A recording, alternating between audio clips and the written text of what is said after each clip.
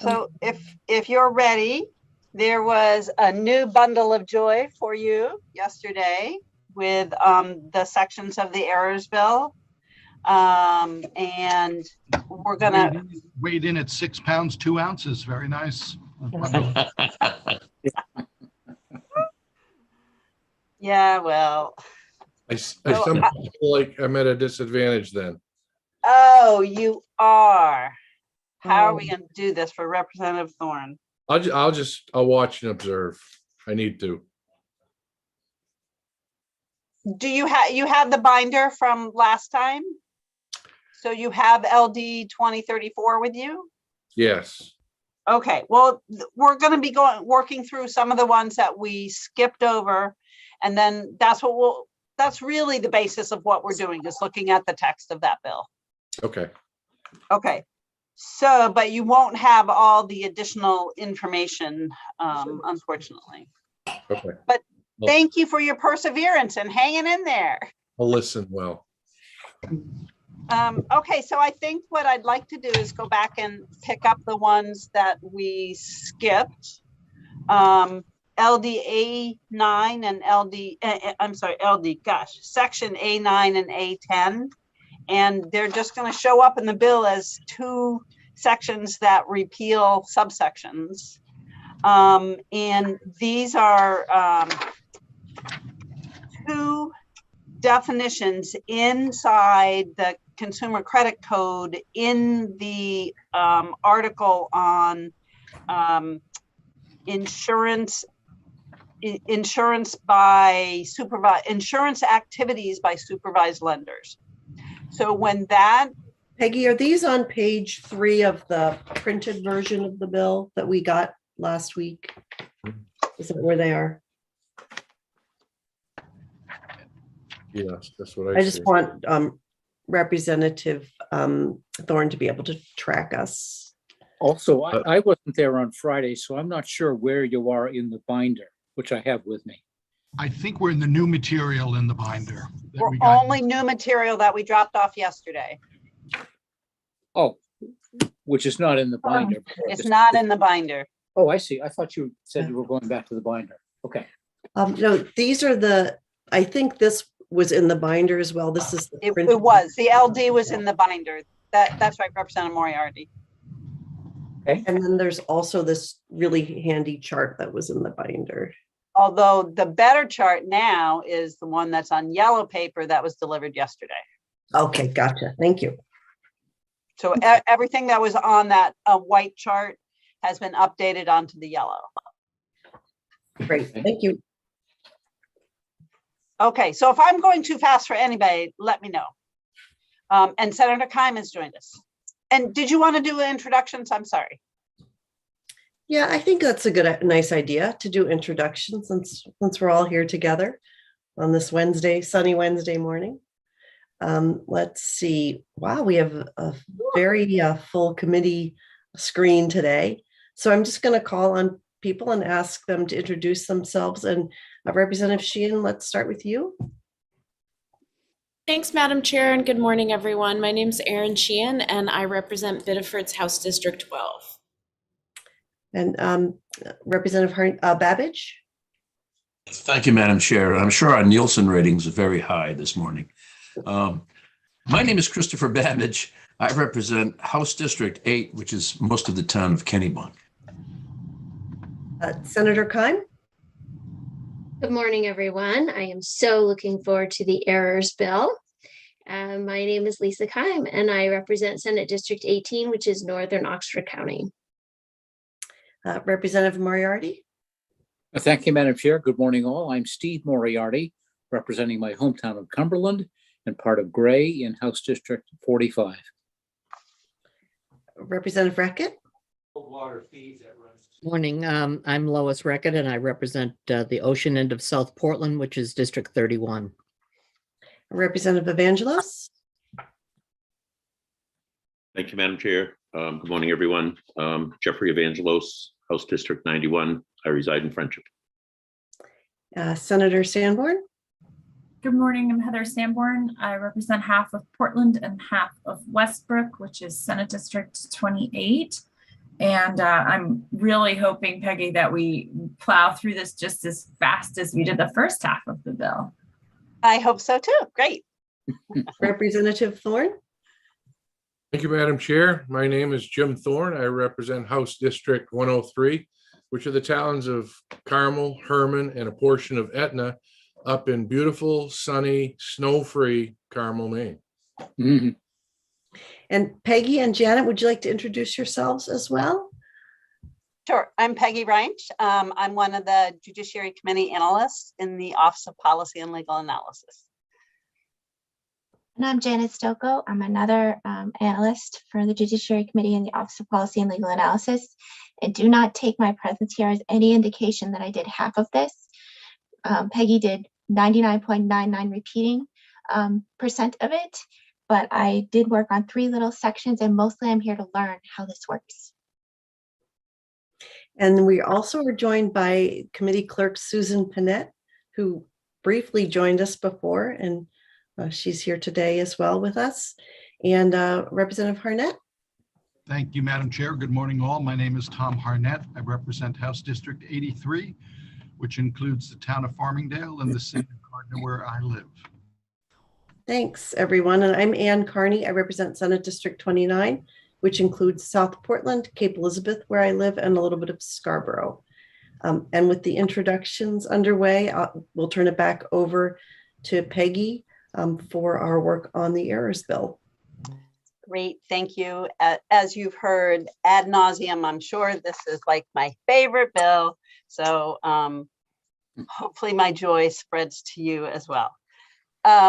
What we delivered to your desks yesterday, and I realized that Representative Thorne was not in session, so he does not have the benefit of these materials. There is a yellow chart which updates the white chart from last week. And so that's an easy way to follow along where we're going to go. We're first going to start with, you don't need to take what you got yesterday and intersperse it into the right places, what's in your binder, because we're just going to go through the new part. So the first one we're going to start with is sections A9 and A10, and they show up on page 3 of the bill itself, which really gives you very little information, lines 11 through 14. So this is amending in the Consumer Credit Code, the article, the big chapter on insurance activities by supervised lenders. When that was enacted, it used the terms insurance agent or agency and insurance broker as those terms were defined in Title 24A. So that became law. And then all those definitions in 24A were repealed because all that language about regulating insurance agents, insurance brokers was reorganized, and we don't really define those terms anymore. We call them insurance producers, and they have different types of licenses. So what the errors bill was attempting to do was to get rid of definitions that don't exist anymore.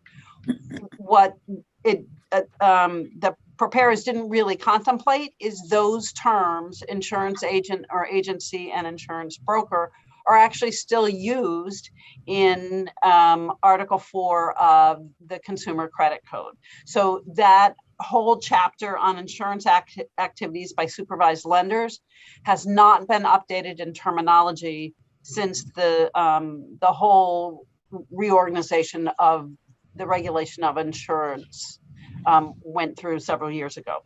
So we asked Colleen McCarthy-Reed, who works with Senator Sanborn's committee, to address that. And so if you have your packet, you will see that there are 2 additional pages of amendments that we are recommending to clarify that. So what those 2 pages are doing are going through that article of Title 9A, insurance activities by lenders, and updates the terminology. So instead of calling them insurance agents or insurance brokers, it calls them insurance producers, and it cross-references those definitions are there as they are currently used in the insurance code. That's what Title 24A is.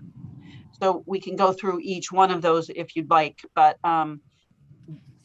we're sticking with the two repeals of A9 and A10. We're keeping those in the bill, and then we're going to add in these others to just be consistent with those changes in definitions, and we are not making substantive changes. So these will probably show up in like a Part D of the bill or something, rather than disrupting too much of the numbering in Part A.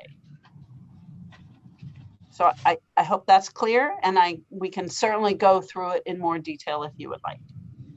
So Peggy, what you're saying is that the definitions have been corrected and then transposed into every section of the bills that they had been previously mentioned in with the wrong definitions. Right, right. Definitions. So the errors bill kind of took the first step of correcting that, but those terms were still used in the Consumer Credit Code. You're right, okay. Article 4. So what we're dealing with is the first 39 pages of the stuff you gave us yesterday. Right? Yes. Okay. So Supi recognized yesterday afternoon that I had some challenges numbering some pages. So I don't know if you've gotten there yet, but I skipped some numbers here and there. So if you have a skipped page, it's probably, you're not missing anything. I dropped out a number here and there. So but they're not relevant to the discussion though. They aren't, but if you're very consistent at looking at page numbers, it might confuse you. Right. I'll try not to be consistent today. Okay, thank you. My apologies. But you're right. Chair? So we're looking at, so I've numbered those pages correctly. The changes, in addition to what's in the errors bill, show up on pages A9/10, 3 and 4. And then everything after that, you can see Colleen's markup. She actually pulled out the statute and marked up all the changes. And that's what the amendment does in short form. And you can see all the current law. And so that goes on for 39 pages.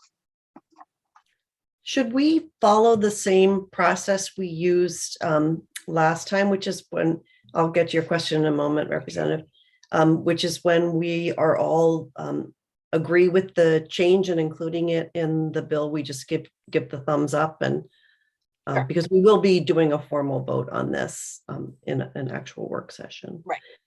This is just the subcommittee. Representative Babbage, go ahead with your question. That's exactly what I wanted to address because, Janet's on as well. And in past years, I just thought as a presiding officer, it'd be good to formalize it slightly by saying in without objection. And then if nobody responds, at least we have that. We didn't quite do that last time. I thought it was a little less formal. I don't want to take any more time. I just want to make sure that there's this opportunity, and once it passes, we've agreed. So yeah. Thanks. And so this is just a subcommittee, Right. and we will do a more formal hearing and a work session in that regard.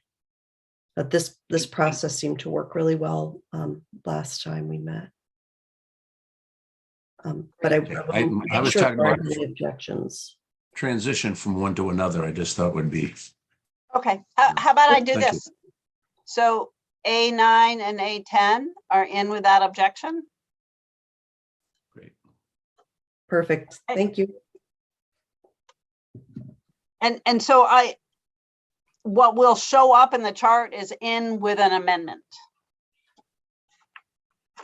So the next one is A21. And this is the one I asked you to hold, and this is the one that I am suggesting that you do not include in the errors bill. And I can talk you through this if you would like. This is an amendment to Title 10, Section 3253, subsection 1. This whole chapter is about liens, and this part of the chapter is about mechanics liens, which automatically are created basically when somebody provides materials or labor to another person's structure, building, land, and they're not paid. So 3253 focuses on the lien that's created under 3252, and it says, here's how you make sure that lien doesn't happen. The reason there's a special process there is because the lien in 3252, well, let me step back. The lien that's normally established, a mechanics lien under 3251, which the bill says you should that should be the cross-reference, occurs only when there is a contract with the owner of the building or the consent of the owner. So you're doing, you have an agreement with the owner to provide materials or to provide services. The lien under 3252 is when you don't have that relationship. So you're building a house, you hire a general contractor. The general contractor hires subcontractors. You pay the general contractor. The general contractor doesn't pay the subcontractors. The subcontractors don't have an agreement with you. They want their pay. They file a lien against your property. I mean, a mechanics lien is established against your property if they don't get paid. Section 3253 says you as the owner of the property can take these steps to make sure a lien is not filed against your property. So that the lien that 3253 is talking about is only the lien when there is not a contract between the provider of the goods and services and the owner, the person who would be the subject of the lien, basically. And so to cross-reference the general mechanics lien statute is actually incorrect. So some of you might have been on the Judiciary Committee when we did that years ago. So my suggestion is this actually come out of the bill. Because it's not an error. It's not an error, right? Okay, Senator Sanborn? So I think I follow what you're saying, but the head note is extremely confusing in 3252 because the way that 3252 is written, it appears to be about a way to not have a lien as opposed to be a way to have a lien. And so what you're suggesting is 3252 is a type of lien that might be prevented. And I think 3252 needs an extra sentence if that's the case, and the head note is incorrect. And I might agree with you, but I think that might be something to handle outside of the errors bill. Okay, except it's the explanation that you just gave as to what 3252 means, and I don't see it on the page. As I read 3252, it doesn't have a clause. It seems to be that what you're telling me is that the judiciary meant to say, if the labels, materials, or services were not furnished by a contract with the owner of a property affected, a lien may also be imposed. However, the owner may prevent such lien for labor, materials, or contracts not then performed or furnished by giving notice. So like the part where you can have a lien on those in that context isn't here. Is it in 3251? I haven't read that part carefully because it's longer. Yeah, right. 3251 really focuses on whether or not there was if there was a contract by virtue of contract with or by consent of the owner. Yeah. So yeah, I don't know how to fix it in the context of the error bill. Yeah. But I also don't know how to really fix it in the context of anything right now because it's still a problem. Right. Right, which is probably why it was flagged originally, because they said this doesn't look totally complete. And you know what's interesting is if you look at the page that has 3252 on it, you'll see there's no history about where that law came from. So that probably means that law was in effect when the statutes were codified into titles, whenever that was in 64, whatever. So that language has been around a while, and we're just trying to fix it around it without adjusting it. So maybe this is something somebody wants to submit some legislation for in the 131st. That would be the way to fix it. That would be the way to fix it, right? Is to I think so. All right, somebody who's going to serve in the 131st, make a note, because this is just like, it's just not really written right is the point. So Okay, make it Ann. got a Hopefully. sticky on it. All right. All right, so Peggy, did you want to like ask us if we're good with that? So are you good with that being removed from the errors bill? Not objection. Yes. Without objection? Yes. Okay. So now we're going to jump to A30 and A31.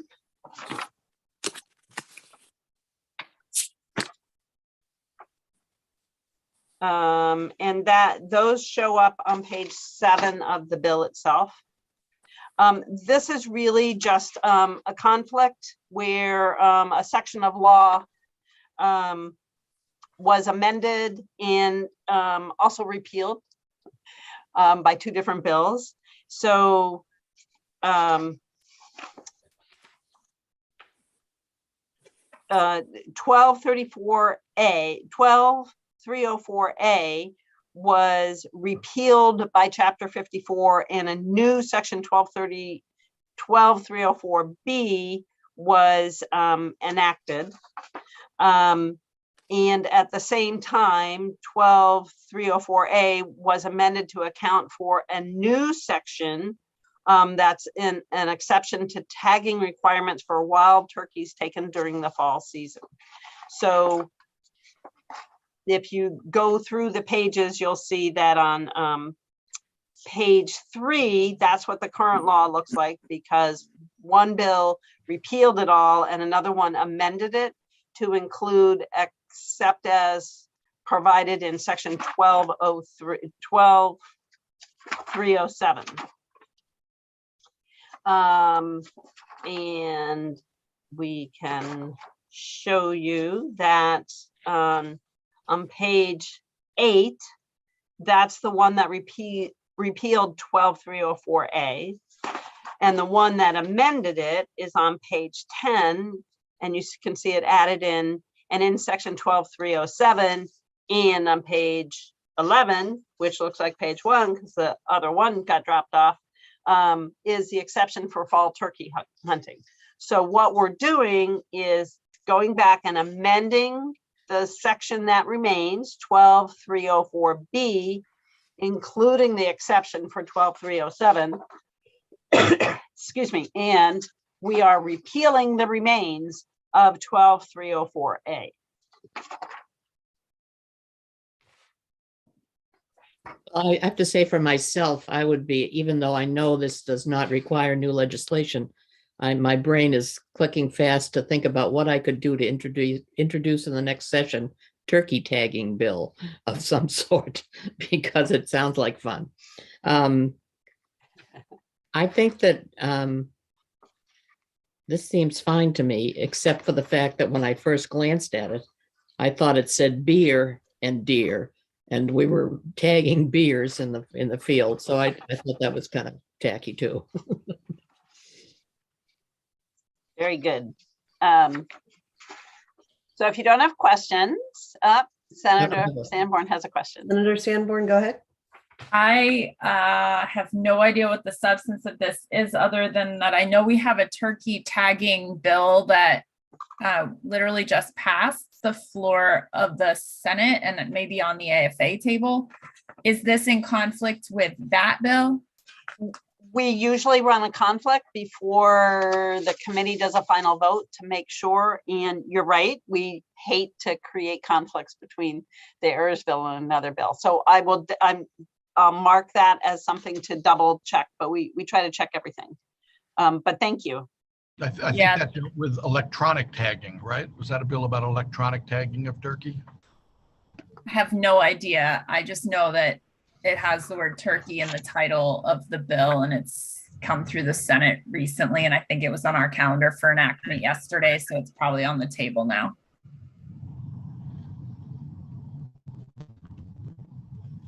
Senator Kime?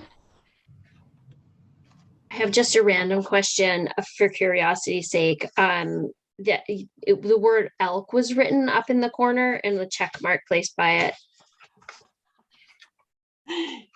That is a proofreader's initials. Oh, I was like, wait a minute, elk? Oh, right. That's hysterical. We will let Ethan know that he's famous. Yes. And we might have a tagging bill just for him. Yes. So A30 and A31.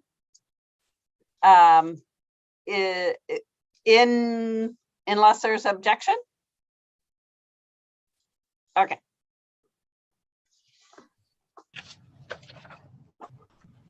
Can I just interrupt for one quick second?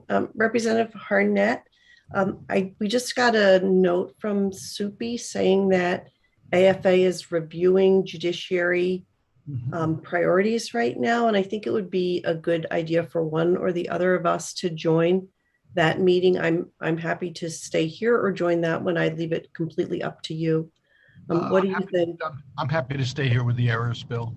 Okay. Fine, if you want to join, that'd be great. Okay, then I will do that. Thank you, everyone. Good to see you.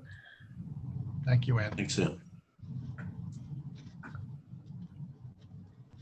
All right, A33 is, this is just a cross-reference. It's in the probate code.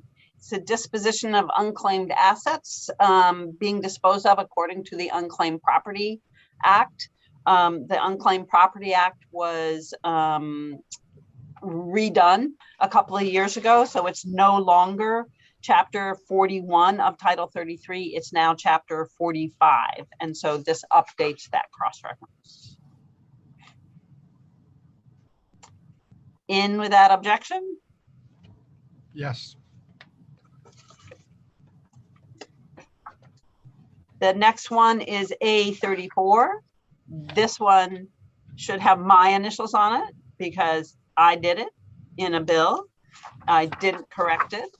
It's a cross-reference in a provision about the termination of parental rights in Title 19A cases. You just did this bill last year. The bill repealed subsection 3 and enacted a subsection 3A to provide a lot more options and information. What we did not fix is the cross-reference to subsection 3 that exists in subsection 1, even though we amended subsection 1 in the bill. So all on me, mea culpa, my apologies. That's what the errors bill is for.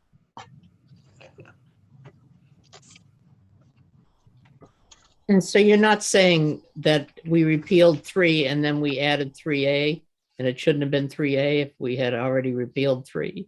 No, in the bill, you repealed subsection 3 and replaced it with 3A. It is about termination and the process the court goes through. What I didn't do was update the cross-reference to that in subsection 1, even though we were amending subsection 1. Even though the amendment was repealing subsection 3 and replacing it with subsection 3A, I didn't fix it. And nobody else found it. But I just want you to know none of us are perfect. Boy, and we thought you were, so Yeah, see? So in without objection?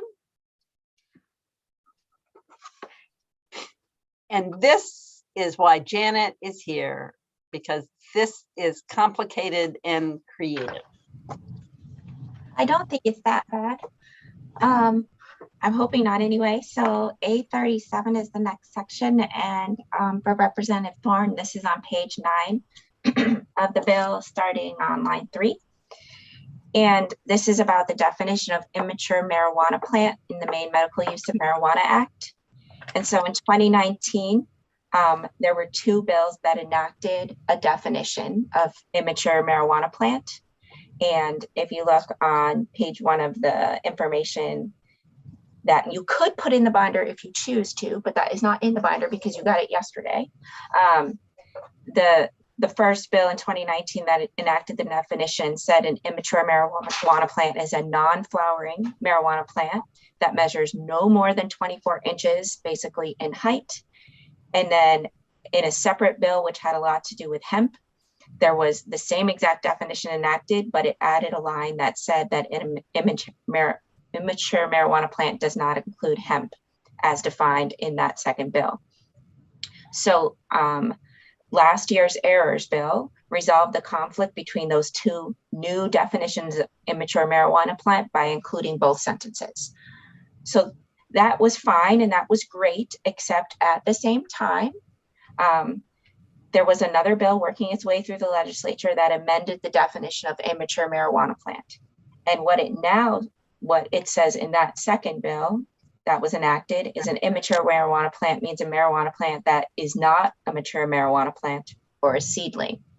And if you look at the definitions of mature marijuana plant and seedling, you will see that by saying an immature marijuana plant is not a mature marijuana plant, you are therefore saying it's non-flowering. So that takes care of the first part of the definition that you kept in the errors bill last time.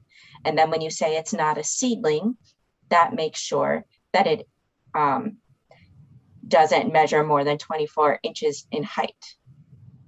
Oh, sorry, that it measures more than 24 inches in height, because if it was less than that, it would still be a seedling.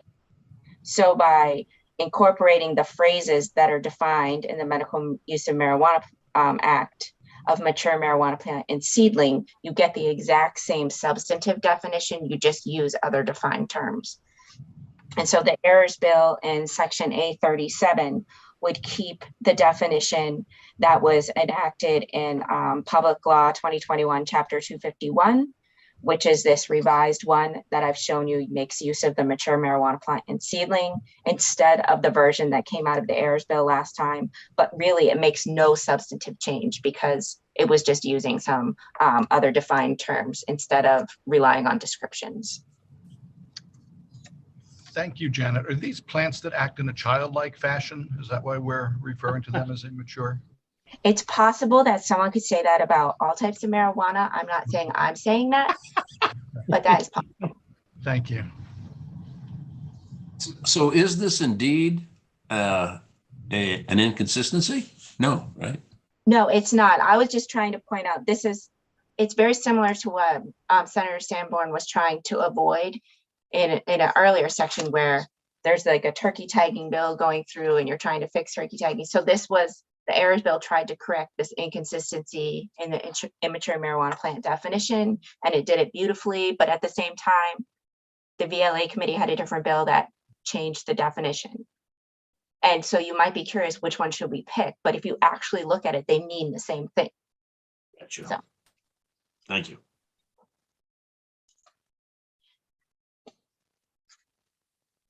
Oh, is that in without objection? I forgot the magic words. In without objection. Thanks.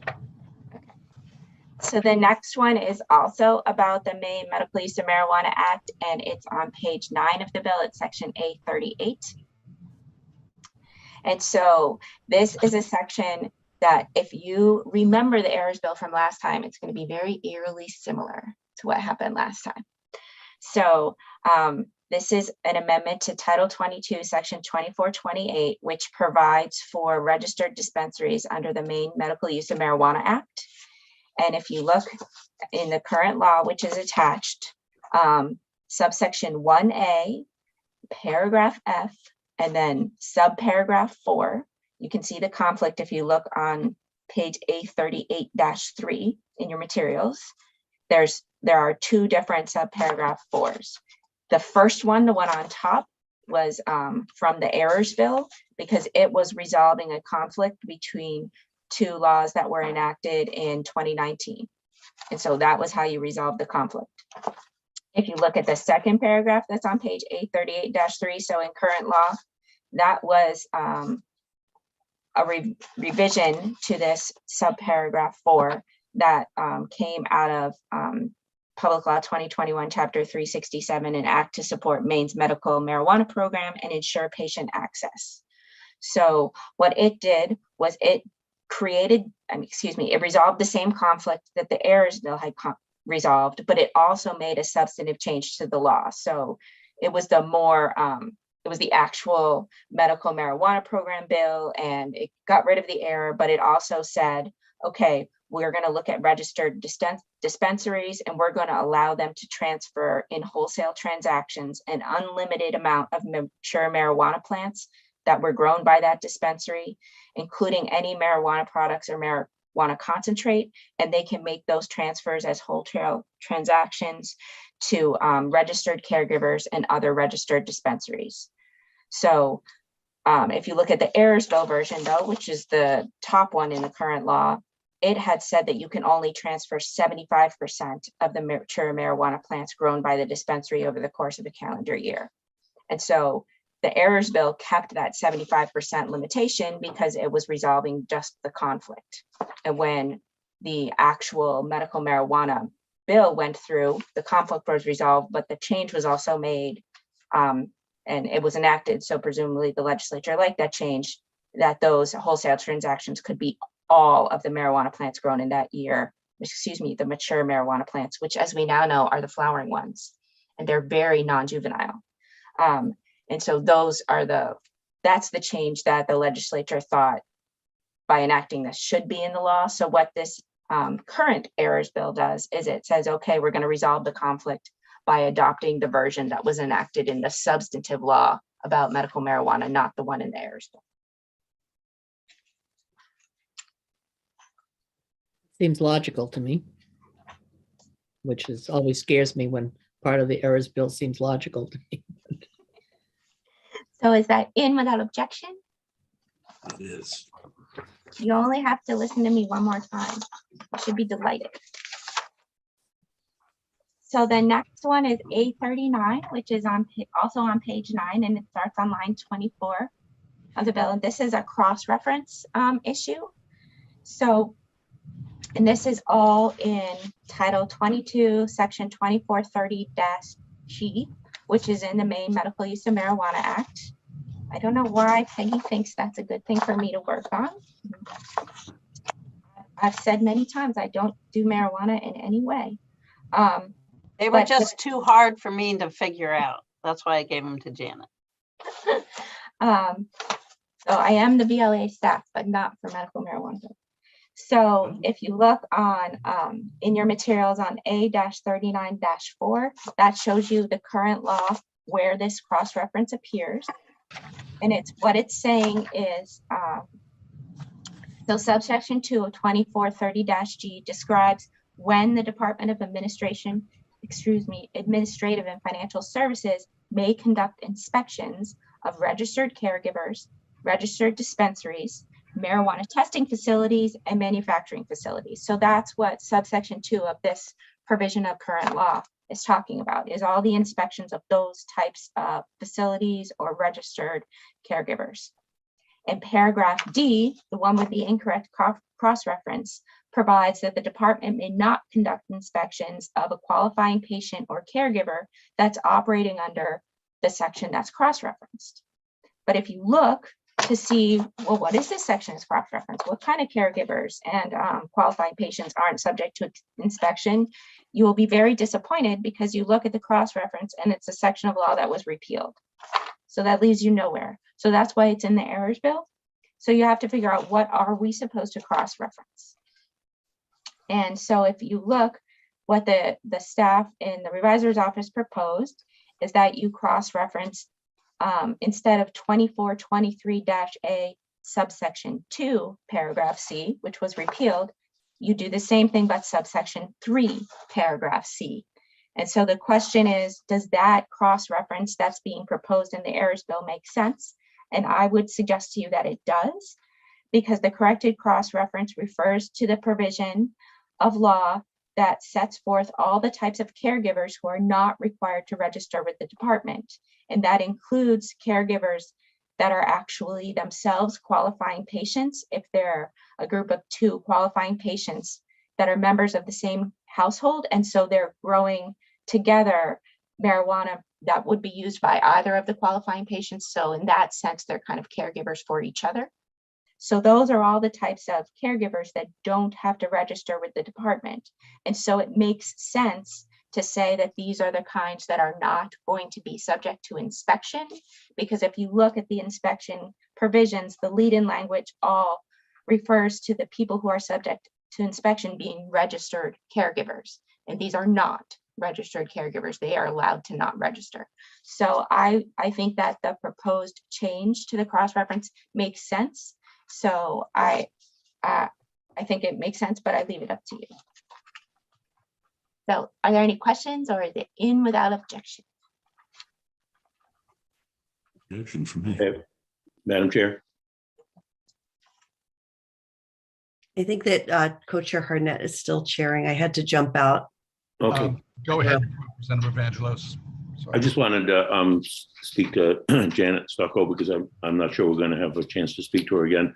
First of all, regarding the marijuana, Ringo Starr said it was because he was tired of waking up on the floor. But in a more serious vein, I just wanted to thank you for the tremendous work you did for our committee. The Native American tribal sovereignty work was monumental, and I know how difficult it was. So thanks for everything. It's Thank an you for honor to work with recognizing you all and with Peggy. Thank you, Representative Evangelos. And thank you, Janet. Who knew that the errors bill would be an occasion for tears? But I agree with Representative Evangelos. Thanks for voicing what I think many of us think. Here, here. And I feel the same way. It's an honor to work with Janet. It's great. And I'm really glad she likes the errors bill as much as I do. So I guess we have to move on. If you're looking at your chart, you'll know that we've already dealt with sections A40 through A46. So our next section we're going to look at is A47. Sounds like bingo. And I'm going to tell you what page that's on, because that was a big one. A46 was big. It's on page 14 of the bill. This is amending Title 25, Section 1542A, subsection 3, paragraph X. It's the law enforcement agency duty to take fingerprints. I'm not sure how we got started down this path, but when we have a provision in the statute where say an agency is required to take fingerprints to do a fingerprint-based background check that's using the national system, in order to access that information, you have to do it a certain way, and those fingerprints have to be taken by a law enforcement agency that SBI, the State Bureau of Identification, accepts. And so because they're the ones who process the fingerprints, send them to the FBI system, get that information back. And the federal law says a state agency can't do all that unless I have a statute that says who can do the fingerprints, and that when the information comes back, it's confidential and it can't be used. It can't be public. So that's all in those individual statutes, education, Maine Revenue Services, whatever. But it all comes down to Title 25, where there's the process of taking the fingerprints. And so we have two different subsections in 1250, Title 25, Section 1542A. One is who takes the fingerprints, and then like the duty to take the fingerprints. Duty to take fingerprints is subsection 1, and then subsection 3 is also a duty to take fingerprints. For some reason, we have to amend both subsections every time we add a new fingerprint-based background check. In any case, we have done a lot of these, and in last year in the errors bill. So if you remember the errors bill last year, I'm going to kind of explain why there are so many problems with the errors bill last year, is because the errors bill last year was prepared for the second regular session of the 129th legislature. And it was all ready to go, but the legislature never came back to finally enact it. So when last year's first regular session convened, we took that old bill and said, here's the errors bill, and we added a few sections to it, which meant we didn't track any of the conflicts that we're going to do this year last year with that errors bill. So this is an errors bill, partly an errors bill issue that created this problem. So the errors bill last year resolved several conflicts with background checks, repealing and replacing paragraphs R, S, and T, and reallocating U to X and enacting V and W. The reviser's report came in, so there was also another chapter last year that enacted a new paragraph U, so we've got competing paragraphs U. The reviser's report came in and reallocated one of those U's to a new paragraph X. So when a section is reallocated, you just pick it up and you put it in the new place and you don't change any of the contents, which meant the contents of what was paragraph U still had a cross-reference back to subsection 1, paragraph V. And that's, but that got changed. So it really needs to be a cross-reference to paragraph Y of subsection 1. So what the errors bill does is it amends that paragraph X in subsection 3 that had been reallocated there and fixes the contents, which the reallocation couldn't have done. Does that make sense? Thank you. So in without objection.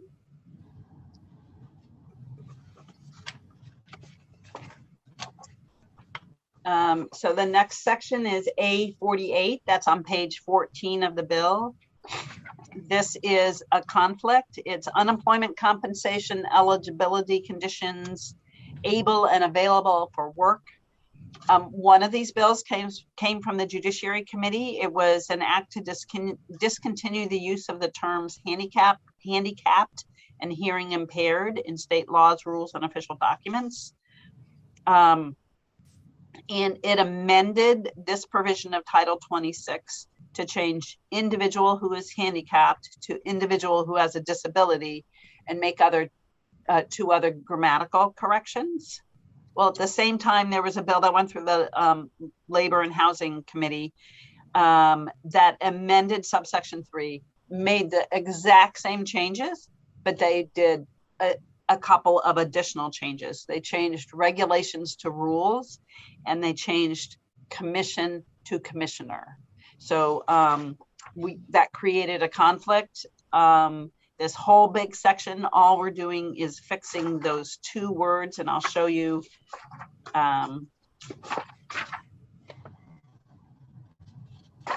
They show up on page A4812. You can see where rules and commissioner are both underlined. So that's the only difference between those two public law chapters. Create the conflict, we're fixing it in the errors bill. by repealing all of subsection 3, reenacting it. And basically we're incorporating the language from both, but it's really just the language from chapter 456, because everything that's in chapter 348 is also in chapter 546. That makes sense? In without objection. Right? Okay.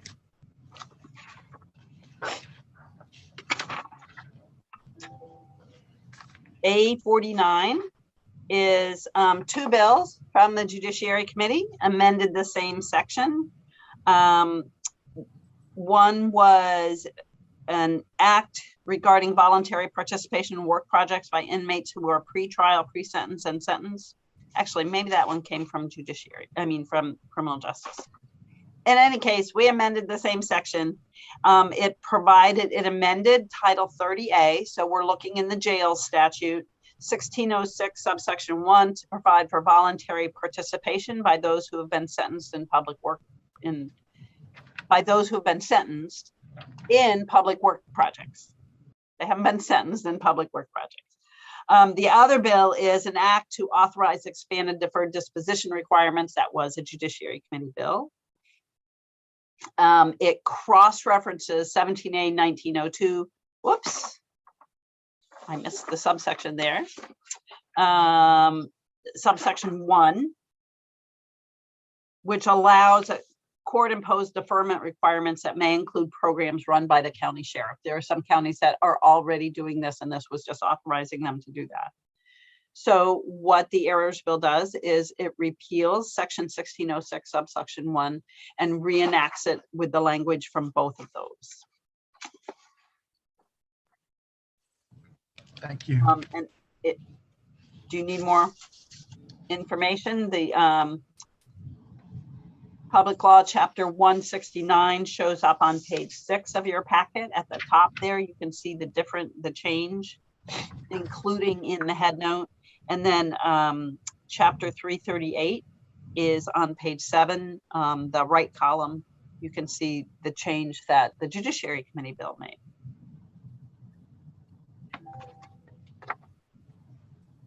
In without objection? Yes, I feel so powerful. you are. Okay, so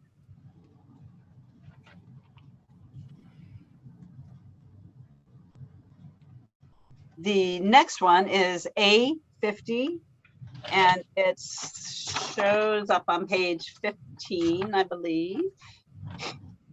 And this is also amending Title 30A, but in section 5225, subsection 1, paragraph C. These are municipalities, development districts, and talking about project costs. And chapter 261 last year, LD 953, an act to improve affordable housing options and services to address homelessness, yes. Amended to allow tax increment financing to be used by municipalities to cover costs associated with the development of affordable housing in and outside development districts, for the use in supporting housing services for persons who are homeless, for the purposes of providing an incentive for development within the municipality. It also corrected a conflict which was created in 2019 by chapter 604 and chapter 625. So chapter 261 does two things. It makes those changes, but it also repeals and replaces the whole section to address that conflict. Well, you know what's next is the errors bill was trying to correct that conflict too. So it repealed all of paragraph C and reenacted it to resolve that conflict. So what happens here is section A50 repeals paragraph C as repealed and replaced by both the errors bill last year and chapter 261. and reenacts it using the 261 version. So we get the benefit of what the legislature added in 261 dealing with the options for homelessness. Thank you. In with that objection?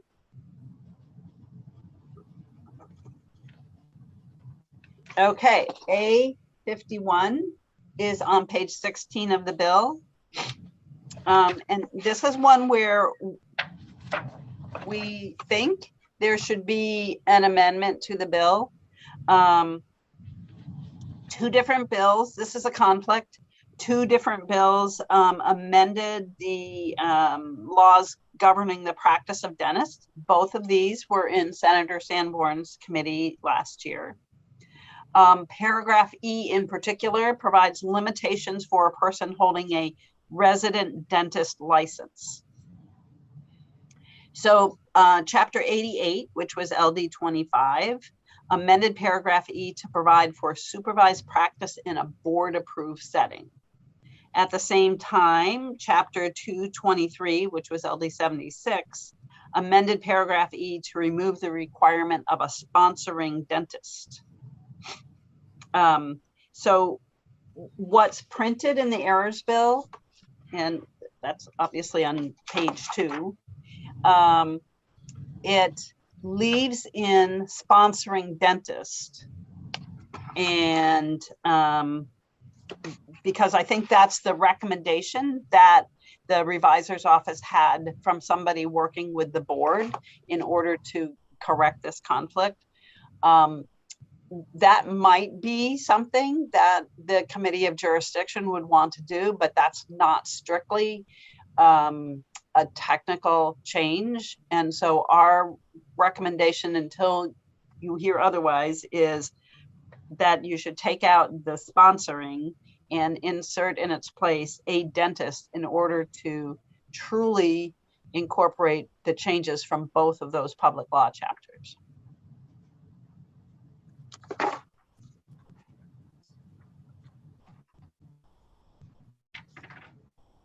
I want to read the detail on this a little bit more. It's going to take me a minute. Yeah, no, I completely understand. Fortunately, it's short, but the chapter 88 is on page 7. And you can see the only change it made was in a board approved setting. And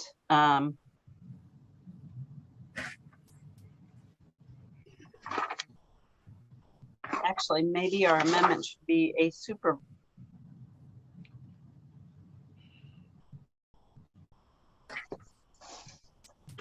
Now that I'm looking at it, I'm wondering if we need to say, oh no, that's right. That's right. I'm looking at the wrong section. On page 9, you can see chapter 223, where it takes out the sponsoring.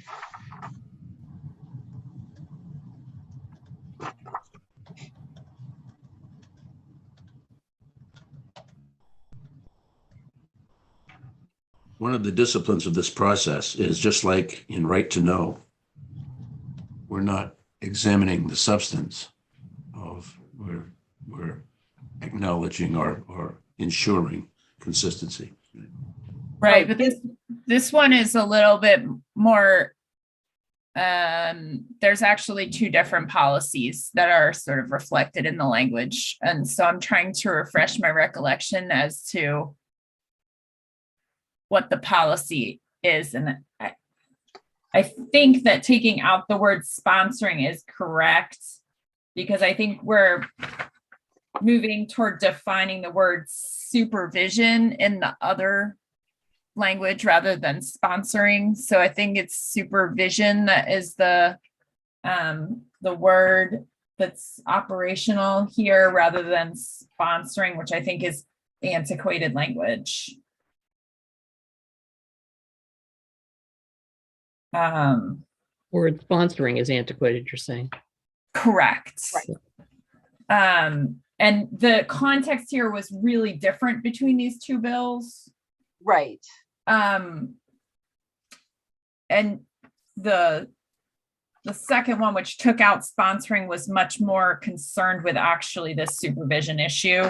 Whereas this, the first bill was meant to correct one little glitch that made it so that somebody who had more education could actually practice less in the state of Maine because of the way things were written, if I recall the history correctly here. So I think you're correct, Peggy, that the proposed language in the bill is wrong. And Colleen, again, is the one who worked on this. So what we can do, Senator Sanborn, is we can either kind of say in provisionally, and if you want to take some more time, and then when we meet on Friday to finally meet on to vote on the bill, you can say yes or no. That will give you a little more time to maybe contact Colleen or. Yeah, because I think the word sponsoring should come out. So I'll talk to Colleen about it. Okay. May I ask where you're looking at the specific recommended correction? It's on the bottom of page 1 of that packet. Oh, okay. Oh, thank you. I don't know if you can see that. The language in the bill is on A51-2. Correct. The back side of that page. Correct. So you can see you can flip and see the differences that it would put back in the sponsoring, which chapter 223 had taken out. I'll flag this one and connect with Colleen about it tomorrow. Okay, great. So how about if we say in provisionally? Okay. Little asterisk.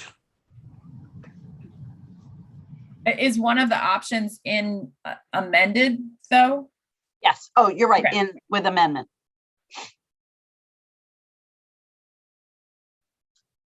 Right, because I think the word sponsoring needs to come out and be replaced with the word A. Okay, perfect.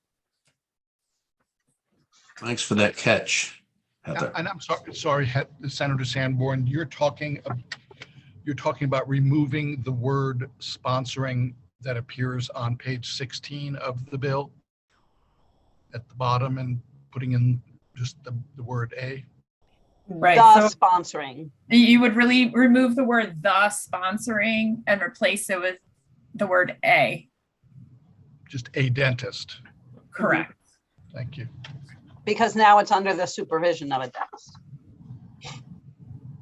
Isn't that what it's doing here? Isn't that what's recommended?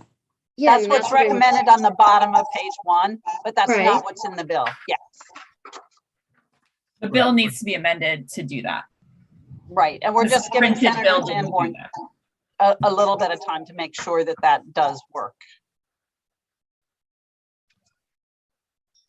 And again, I hate to be dense here. So the question is, do we substitute the language at the bottom of page 1 in our binder for the language that appears on page 16 of the current bill?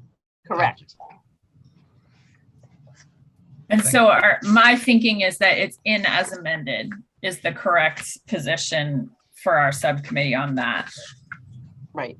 And I'm pretty sure that's true. And the fact that Colleen thinks it's true is also good.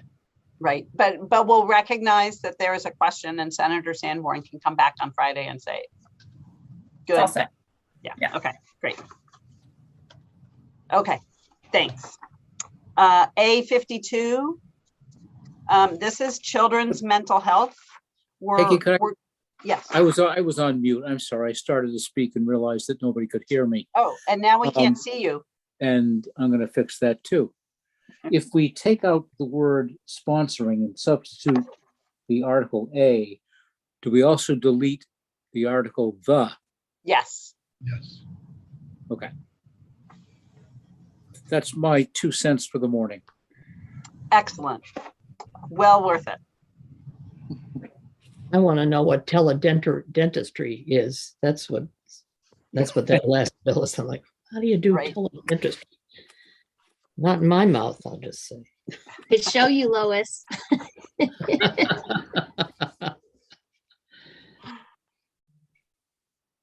Okay, thank you. All right. A52. This amends Title 34B, Section 14,003, subsection 5. It's about children's mental health. We're doing a couple of things here. We're fixing a cross-reference. If you turn the page, so you're, let's see, it starts on page 16 of the bill, but it runs into 17. So if you're looking at the bill, it's line 2. There's a cross-reference that we're fixing. And then we're fixing some language in lines 5 and 6 of paragraph A. So that cross-reference, that's one of those things we're not really sure where that came from, because there never was a 15,502. It should have been 15,002 all along. So we're going to fix that. And then this statute dates from when there were 2 departments, the Department of Human Services and the Department of Behavioral and Developmental Services. The children's mental health funding was in both departments' budgets. It was in the Medicaid accounts for the Department of Human Services. That was before it was called Main Care. And it was not so much in the Department of Behavioral and Developmental Services budget. But this, this was identifying, and paragraph A is actually talking about any savings that are found when what's budgeted in those 2 budgets is not actually spent. So this might be fantasy anyway, because it's probably always spent. But so we're going to fix some things there. The Department of Behavioral and Developmental Services no longer exists. We now have a Department of Health and Human Services, not just Department of Human Services. We don't need to reference the Medicaid accounts anymore, because it's part of the budget of the Department of Health and Human Services. And Anna Broom in our office is the one who worked on this, because I couldn't figure it out.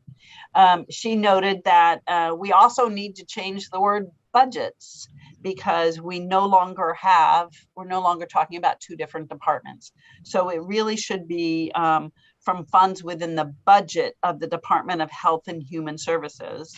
The savings and funds must be reinvested to provide care to children or to develop resources for care in the state.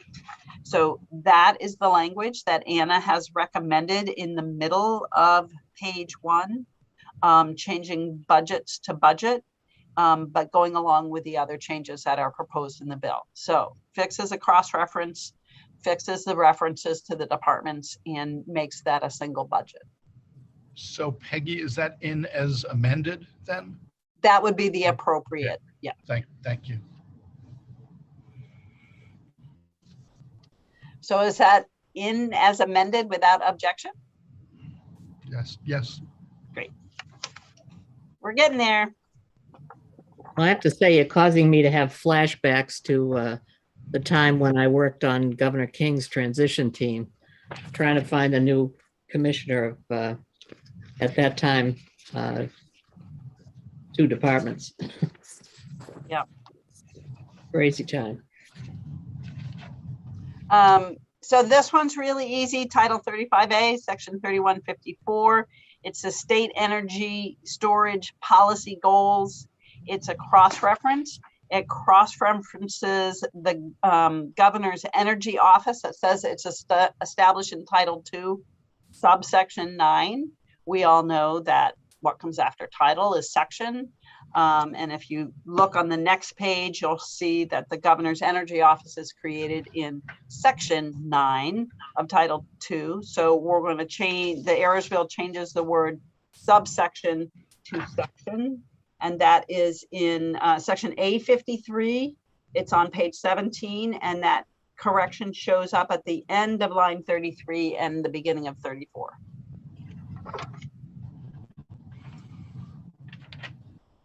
In without objection? Yes.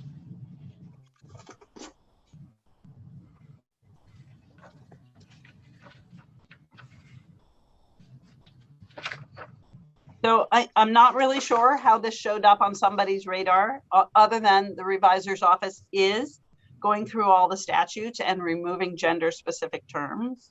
We're on 854. I'm sorry. We're on A54, yes. Title 35A, Section 4352, subsection 3, paragraph B. This is about nuclear power generating facilities inside the definition section, and we're talking about decommissioning expenses. What this amendment does is it deletes the word foreman, and it also changes the word shall to must, because these are costs that it says the cost of which was must be treated as a deduction. So when you're talking about how something is being treated, it's not an animate object that is going to go out and carry out what you tell it to do. So we're going to say must be treated as a deduction. This shows up at the bottom of page 17. Foreman is on line 40, and the shall and must is on page 18, line 3. Thank you. In without objection? Yes. Okay. A55. This is the Efficiency Main Trust Act, Electricity Efficiency and Conservation Programs. This is a conflict. It means we amended this twice last year and didn't do it exactly the same. One of them, of course, was the errors bill. Chapter 209, an act to resolve conflicts in and make other changes to the Efficiency Main Trust, repealed and replaced C to correct a conflict, and to add to reduce inefficient electricity use as part of the purpose of conservation programs. And we know the errors bill was just trying to fix that darn conflict that the other bill was already fixing. So we created another conflict. This section repeals paragraph C as repealed and replaced by both those chapters, and then reenacts it using the chapter 209 version to make sure we get in the reduce inefficient electricity use as part of conservation programs. Sounds like a plan. Thank All you. right. In without objection. Okay, part B. I'm actually going to address this a little bit differently, because most of part B, if you can look at it, part B starts at on page 18. It's also on page 4 of your packet for part B.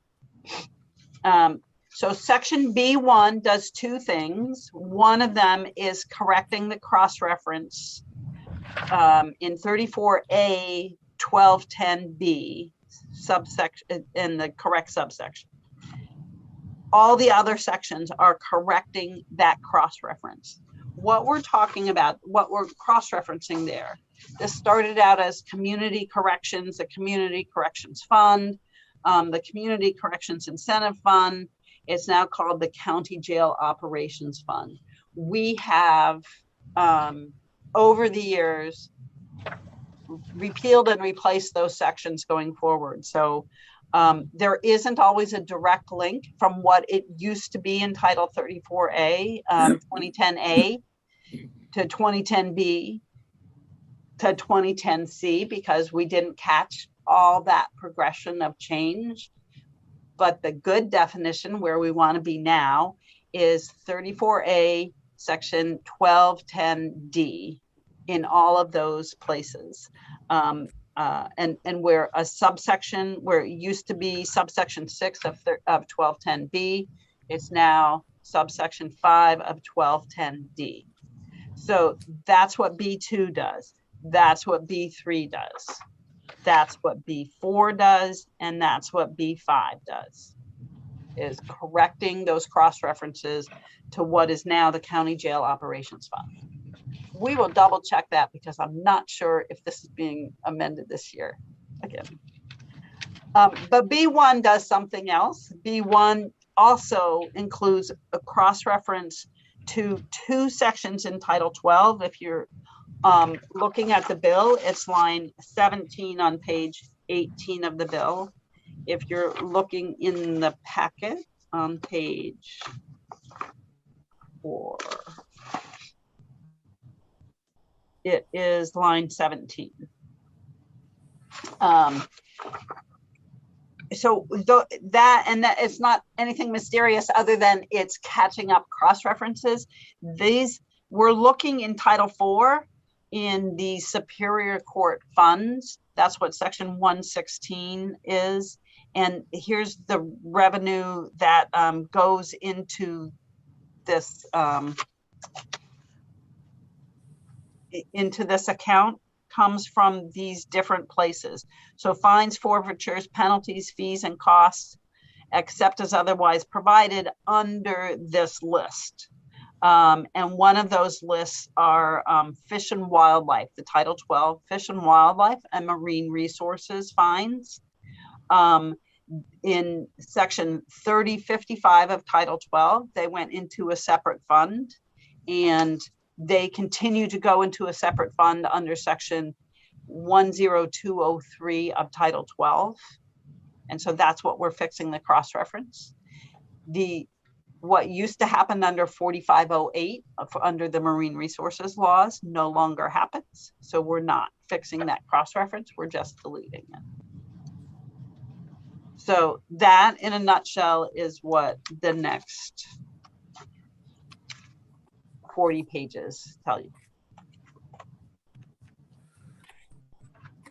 But we can go through it piece by piece if you prefer. I prefer not. I second Representative Moriarty's motion.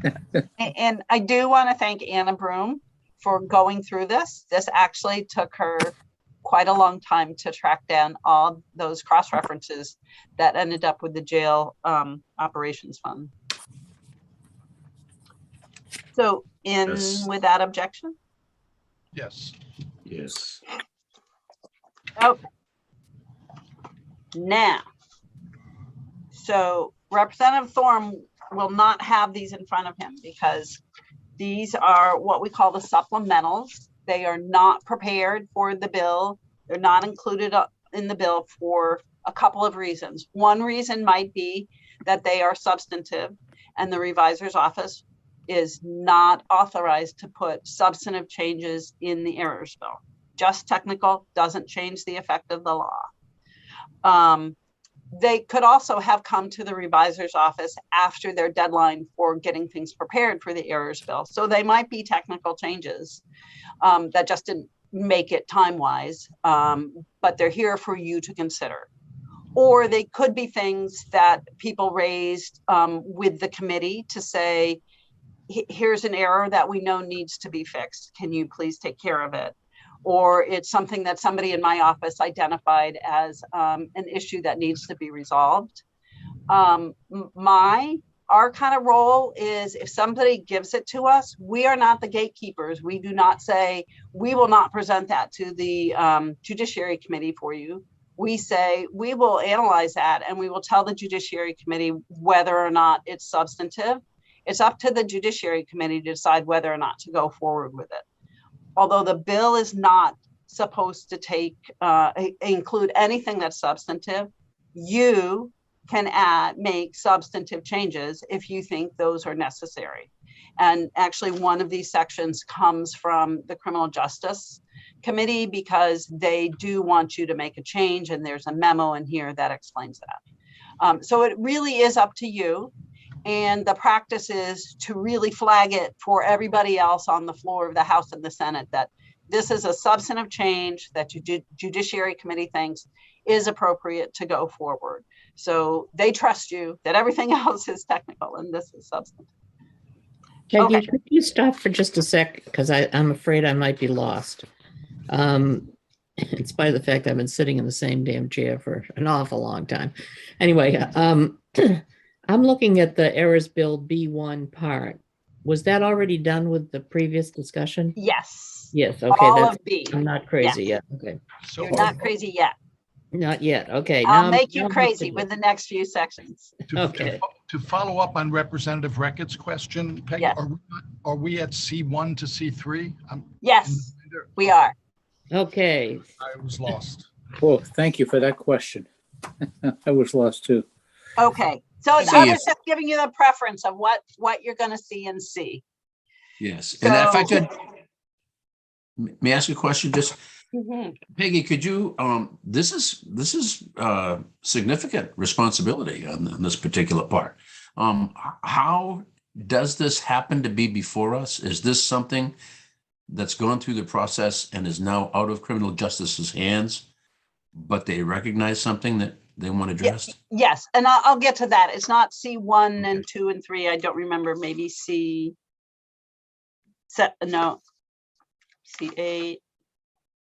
C8. We'll get to it in C8, and you'll understand it, and it won't be. It's not a difficult issue for you, I don't think. So C1 to C3, and actually this is one that Colleen McCarthy-Reed helped with.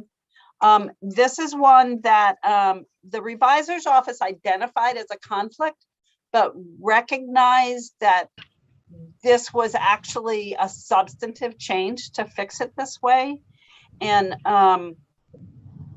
there were two bills that went through the Labor and Housing Committee affecting participating local district retirement programs. And although we would never tell you what to do, the recommendation here is to not include this because it actually needs some more work in order to resolve the conflict. And in addition, my understanding is that the IRS is actually dealing with some of these questions. These are about making choices at the time of hiring or rehiring, whether they're going to participate in a local district's retirement program or the main public employees retirement system retirement program. And I understand that the IRS is looking at some questions about whether or not that is a revocable decision and whether that can go forward. So although the revisor's office recognized this as a substantive provision, they did prepare it noting that it was a conflict created by two public law chapters. But they held it out of the bill and asked us to go over it and give it to you, and then you can make whatever decision you think is necessary about it. Colleen, who usually staffs the retirement bills, says the suggested amendment appears to be substantive and further consideration is needed. The recommendation of staff is to remove these sections of the bill pending further consideration, which is kind of a misnomer because they're not really in the bill right now, but this is not quite cooked, I guess, is one way to look at it. So I would suggest we keep out and do not include C1, C2, and C3. Good. Is that so out? I agree. Is that good? Peggy, would it be appropriate for us to highlight these for the Labor and Housing Committee going forward? Yes, and you can, and the retirement system is aware of the issue as well. They are already? Okay, thank you. And that's actually our recommendation, is that they include it in, they usually have a cleanup bill every year. So we'll recommend that they include it in there. And then they can also address whatever questions are going on with the IRS. So my question, Peggy, is operationally, if we allow the conflict to persist for another year, what does that mean for actual individuals who are sort of subject to this provision of the statute? Right. Well, I think it makes better sense for them to leave it as a conflict because it's the legislature's made these changes and then made these changes, and because we're not sure how to resolve that conflict really, I mean, I think it's still hard for somebody, I mean, it might not be any easier for somebody to figure out whether they can make the choices and what choices to make, but we're not making it worse by just putting the pieces together without recognizing that there should be at least one other exception. I think that's part of the problem. In paragraph A, it says except as provided by 18252C. There's actually something else that it should be accepting.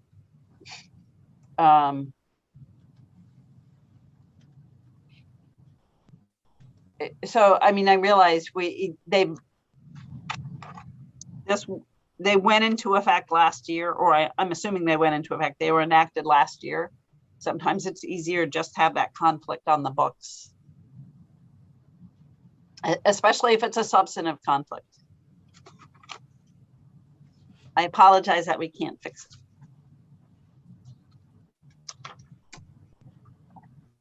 Okay, so the next one is C4, C5, C6.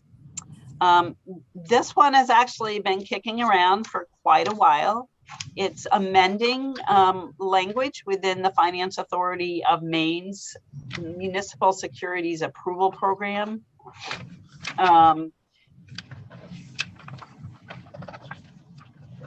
So what happens is before FAME issues a certificate of approval for any project under this Municipal Securities Approval Program, FAME has to do a checkbox and make sure these different things have happened. Some of them are general for every single project.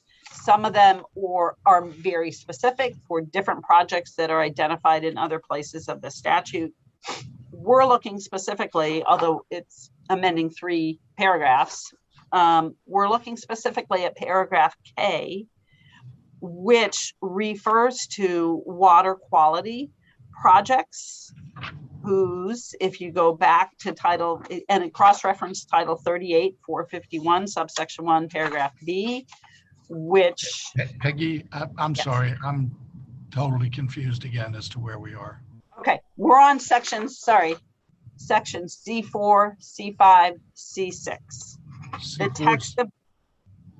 The text of that is on page 2 of the C4/6 packet. Okay. Okay, it amends Title 10. This is the FAME statute. And what we're really doing is just repealing paragraph K, but we have to amend paragraphs I1 and paragraph J in order to account for the the punctuation and the and, because these are a series of paragraphs. So the amendment is just inserting the word "and"? Just in C4A, in C4, in C5, we're ending the subsection by crossing out the semicolon and the and adding a period. The real substantive thing we're doing, although I would argue it's technical, is repealing paragraph K. So subsection 2 has all these criteria that FAME says a project has to meet in order for FAME to issue a certificate of approval. Paragraph K refers to a specific type of project, which is a water quality project that was specifically mentioned in Title 38, Section 451, subsection 1, paragraph B. So subsection 1 established a time schedule for these water quality projects, and that time schedule was initially, I don't know what it was initially, but it was eventually amended to be October 1st, 1976. So the deadline was a while back. And then in 1983, that whole subsection 1 was repealed, and all references to that deadline of October 1, 1976 were repealed in other places. So what paragraph K was referring to in Title 38 that was actually gone. 38,451 subsection 1 paragraph B was actually repealed in 1983. So paragraph K has been sitting there since 1983, not referencing anything at all.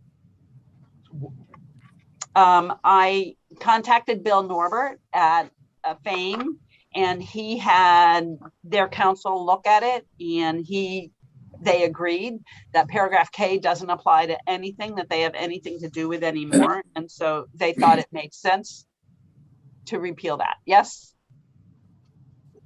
And why isn't that technical? I believe it is technical. I think the revisor's office was a little bit concerned. Why is it in C and not the rest of the bill? I think the revisor's office was concerned that it was repealing a whole paragraph. But I agree. I think that is technical. It's referring to something that's been gone for 40 30. years. Yeah, many years. Close to 40 years. It's technically technical. Yeah. Okay, so is that in without objection? It is. So when you say in, because it's not in the bill in front of us. I mean, it's add. We added in. Okay, Right, add in. thank you. Excellent. Thank you for correcting that. Okay, here's one that the revisor's office agreed to prepare, even though they're concerned about it. It is in the municipal ordinances related to cable television systems. It, if you look at page 2 of the packet for C7, you'll see just on line 18, it's crossing out exclusive, where right now the statute refers to granting exclusive or non-exclusive franchises. These are a governmental entity is the franchising authority here, or it would be the municipality. There was a bill last year, LD 920, that made this change as well as a ton of other changes. It did pass, but the governor vetoed it and it was not overridden. So I tried to go back and figure out where that exclusivity language comes from. And I think it was in the law when it was recodified in 1987. And even though the federal law in 1992 passed to say that franchising authorities cannot grant exclusive franchises, the legislature hasn't addressed this issue specifically, successfully since 1992. So my concern about putting, even though you could argue that it's in conflict with the federal law, my concern is that the legislature has had an opportunity to do that and hasn't made that choice, especially since it was in a bill that was vetoed last year. I would be concerned if you would include this in the errors bill. I know that the Community Television Association has asked for this, which is why it's in front of you.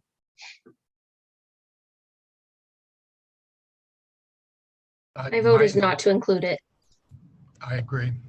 Exclude, yep. Yeah, I agree too. Out without objection. Okay, so C8 is the one that has been proposed by Criminal Justice and Public Safety Committee, and their memo to you starts on page 8 of the packet for C8. So this does two things. Well, last year, the legislature passed a bill that requires at least one fuel gas detector in every room containing an appliance fueled by propane, natural gas, or any liquefied petroleum gas in buildings used for specific purposes. So their recommendation does two things. One, they want to kind of narrow the category of rooms this applies to only rooms where an appliance, it contains an appliance that combusts propane, natural gas, or any liquefied petroleum gas. So it's kind of narrowing the category. Just an appliance fueled by, I think, is interpreted as meaning it could be, not actually engaging in it, but since it is fueled by propane and it's sitting there, even if it's not connected, then you still have to have a natural gas, a fuel gas detector. Okay, so that's one question, and that's something that the University of Maine system asked that committee to make that change, and you can see that in the memo, and we'll get to that. The other thing is, if it'd be of any help, that this is my bill. oh, So- great. So I'm really clear. And when I had contact with the woman from the university system, I agreed to the change readily because it was no different than the original. It was just clearer to people that combustion was required, even though in my head, fueled, and the committee's head, fueled by meant it combusted. So it's really only it's not really a substantive change. Okay. In the bill. In Great. that particular one. The confusion came around with the implementation date. Right. Because everything was delayed and we didn't go through, and this was all the way through, but then didn't make it to enactment because we adjourned before we got to it. So it was one of those things like the errors bill where it came back and wham, it was adopted.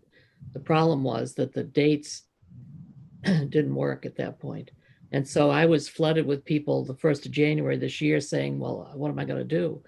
And so that's, although now I think they've coped, but the point is, I think the delay on the bigger providers got put in for that reason, is to make it not impossible for people to comply.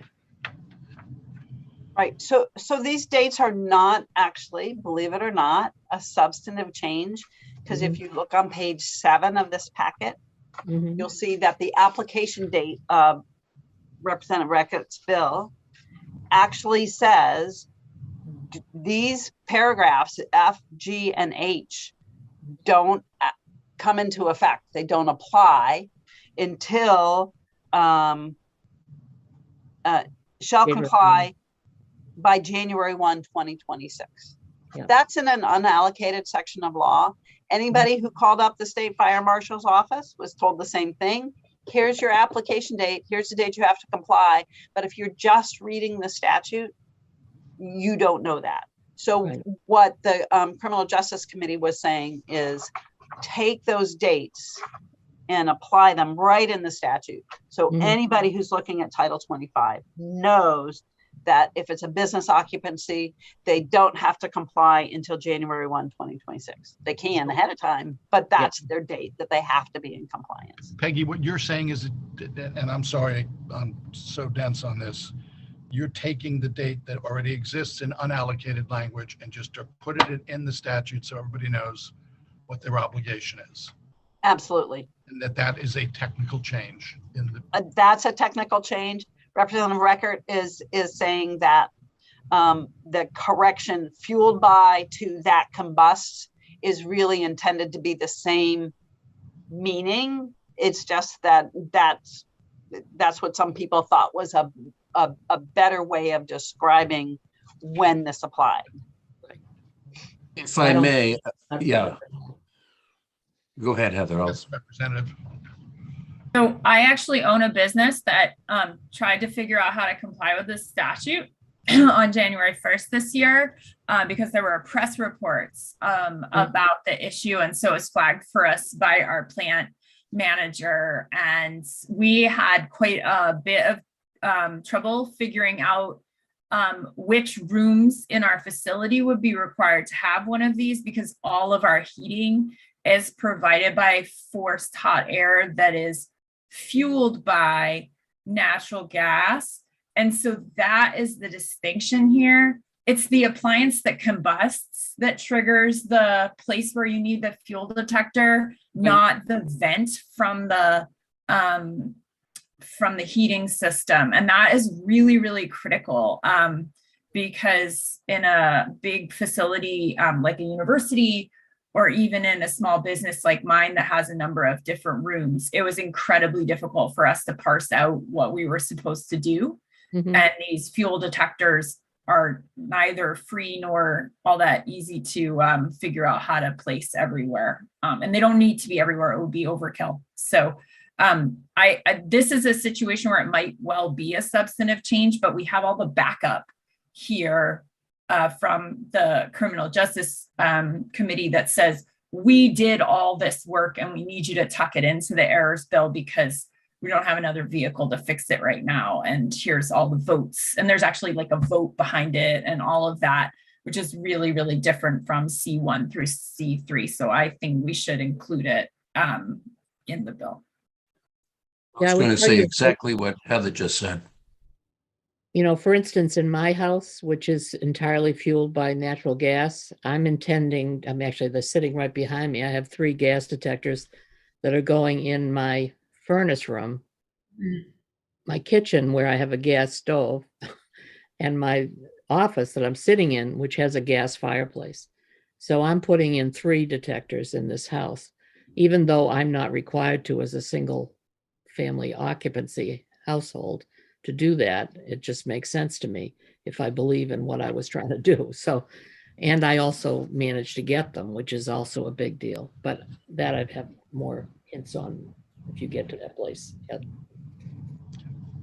So anyway, but I agree I think they're both technical in the sense of one of them is explanatory to make it clearer, and the other one is the dates that are in the statute. So yeah, there's a lot of confusion just because it happened so suddenly because of the whole time lag and everything else was screwed up. Period. Darn COVID. Yeah, darn COVID. Yeah. So is this an amendment, Peggy? So this would be an amendment and you get to decide whether you add it in. So this is like the last one we did, we add this in without. Yes. Okay. I'm comfortable with that.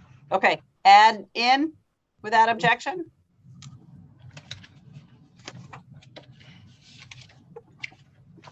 Okay, the next one, C9, is an amendment to Title I, Section 28.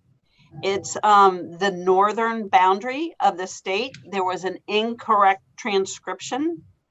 And they didn't use the actual language from the Treaty of Ghent. This And goes way back. US Code, United States Code 220112, which establishes the borders of the United States of America. So I don't know if you call this technical because the treaty should always supersede statute, right? People might not be looking at that treaty so easily as they would the statute. I personally would rather open up the treaty and take in Grand Manan and give away Calais, but don't tell my friends from Calais that. I'm surprised. I don't know where we're talking actually, but wouldn't Webster-Ashburton Treaty have later corrected Ghent as far as the northern boundary of Maine? Might be one of those shoulda, woulda, couldas, but. Senator Keim, did you have something to say? There's always one that's a joke. You know, I swore I wasn't going to do it this year, but. I was just going to say the same thing as Chris, because Webster-Ashburton was 1842, which I would think modified the Treaty of Ghent. Well, Steve, why don't you and I continue to talk about this for a half an hour while everybody else laughs at us? Offline. I'm sorry. I just, we had started a practice many, many years ago where I tried to slip a fake one into the Ayersville. I didn't have a lot of time, so I went back and pulled one from 2007. I thought we were going to have real power there for a minute there, Peggy. You made my day. Okay, last one's real. The last one is real. And I did run this by Representative Newell. This is the Marine Resources Advisory Council, section C10 of the errors bill, maybe. Title 12, section 6024, subsection 1A. Last year, there was a bill to add a tribal member to the Marine Resources Advisory Council. And it listed the governor shall select a member who is a member of a federally recognized Indian nation, tribe, or band in the state based on the joint recommendation of the tribal governments of the Aroostook Band of Micmacs, the Holton Band of Maliseet Indians, the Passamaquoddy tribe at Matomikuk, and the Passamaquoddy tribe at Sapayak, and the Penobscot Nation. Well, what I just stumbled over is they spelled that wrong in the bill, and it was an ought to pass bill, and so they didn't have an amendment to fix it, and so they asked us to fix it this year. And so that's what is on page 2 of that packet. I did ask Representative Newell, and I actually have her initial version of it. So she was very happy that we could address this. Recommend we put that in, add it in. Yeah. Peggy, is this location the same as Indian Township? Yes. Just as And- Sapayak is to Pleasant Point? Yes. I see. Okay. So this is an add-in? No. Without objection? Yep. And that's all I have.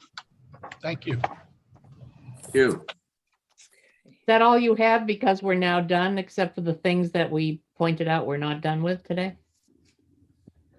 You're not Yes. hiding, you're not hiding undone stuff from us. I'm not hiding undone stuff.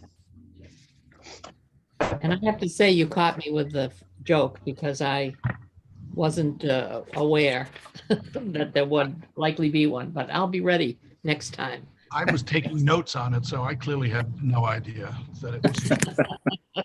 So Lois, the 131st, is eligible for a Grand Manan acquisition. Yeah, that's right. I'll work on that.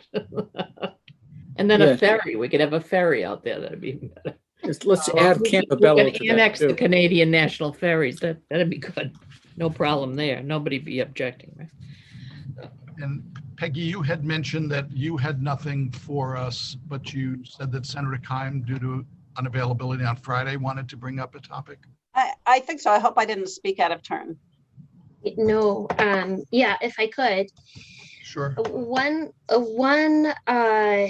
issue that was briefly mentioned to us by Executive Director Andrus was that he had suggested we change the name of the Maine Commission on Indigent Legal Services to something such as the Office of Public Defense. And this week, as I have been working with my colleagues to make sure that they understand how important it is that we fund the Maine Commission on Indigent Legal Defense, everyone's response is pretty much, what even is that, And so I just think that we are doing such a disservice by not changing the name that we should make that happen in the budget this year. And Director Andrus said, and I think Ellie also chimed in and just said that the cost would be very minimal because they don't have that many printed materials and they would need a new sign out front. So, as we discuss this with even the general public, they don't know what this is. And I laugh because when I first started in judiciary as chair, I didn't know what it was. And we had a bill in front of us that was about indigent legal services. And so I had my phone underneath my desk and I was typing into Google indigent legal services, and Google didn't know what it was either. So if Google doesn't know and the general public doesn't know, then how do we convince them that this is worth supporting when it just sounds like gobbledygook to them? So I would very much like to change the name. And I think Peggy was going to prepare recommended name. What was the recommended name, Senator Keim? I'm sorry. He had said Office of Public Defense. So that's really all I have. Thanks for bringing that forward. Really excellent.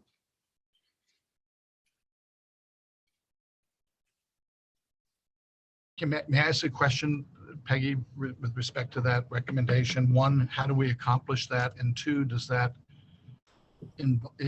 implicate changing every reference in the statutes from MCILS to the Office of Public Defense? It probably would. I did a really quick amendment for Senator Keim to do that, to see what it would look like. And I kind of thought we keep the commission named that, but the office, and the commission would still oversee the office, but you'd have the Office of Public Defense. I'm not sure how many times it's actually mentioned outside of that chapter in Title IV. I mean, yeah, we'd have to fix it, but I think if you leave the commission itself alone, but the office it oversees, change it to defense, Does the Office of Public Defense. Does the commission statute refer not only to themselves as the MCILS, but the entity as the MCILS? Yes. So those would need to be changed? Yep, it's not that. I mean, Lisa, Senator Keim has a copy of it. Okay. We could do it, and what I didn't take the time to do was search the statutes for any other references to it. And it might be, but they might also just be cross references, and we wouldn't be changing the cross references. So In terms of branding, that makes a lot of sense to me, and it means we won't have to say Nichols anymore. Which I always struggle with. Is Mr. Chair, Yes. could I just say something here? oh, sorry. Go ahead, Steve. Representative Moore. I totally agree with the Senator Keim's thought and intent, but at the risk of raining on the parade, we technically don't have public defenders at this point. And so to refer to the entity as the Office of Public Defense, where again, we don't yet have public defenders, I think is itself misleading. Now, if we do get public defenders and our initiatives are passed, then I think it would totally be appropriate to change the name.